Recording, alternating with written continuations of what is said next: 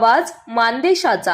Dahiwadi police Thane हद्दीत गोंदवले बुद्रुक तालुका मान जिल्हा सातारा येथे बहिणीला पळवून नेऊन लग्न केल्याच्या रागातून तरुणावर चाकूने प्राणघातक हल्ला झाल्याची धक्कादायक घटना घडली आहे। या प्रकरणी हनुमंत लक्ष्मण दौंड वय 32 राहणार पळशी यांनी फिर्याद दिली असून खुनाच्या प्रयत्नाचा गुन्हा दाखल करण्यात आलाय।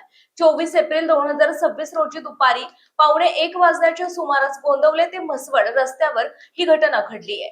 फिर्यादीनुसार आरोपी गणेश तात्याबा ढोले राहणार पळशी याने फिर्यादीला अडवून माझ्या बहिणीला पळवून नेऊन लग्न का केले या कारणावरून वाद घालत अचानक चाकूने हल्ला केला।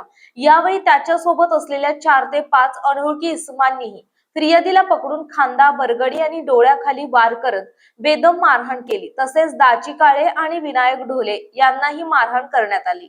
हल्ल्यानंतर जखमी अवस्थेत फिर्यादी खाली पडला असताना आरोपींनी लाथाबुक्क्यांनी मारहाण करून त्याच्या खिशातील सुमारे 1 लाख रुपये काढून नेल्याचा आरोप आहे।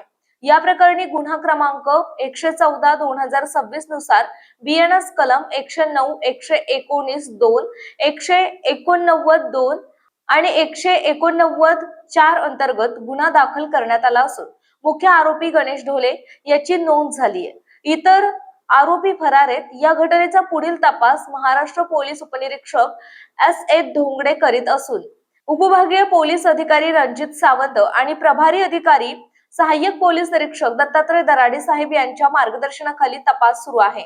मानसोफर न्यूज संपादक बापूसाहेब मिसाळ, वरकुटे, मलवडी। आपल्या जिल्ह्यातील तालुक्यातील लेटेस्ट बातम्या पाहण्यासाठी आजच मानसोफर न्यूज चॅनलला YouTube वर सबस्क्राईब करा आणि बेल आयकॉन प्रेस करा।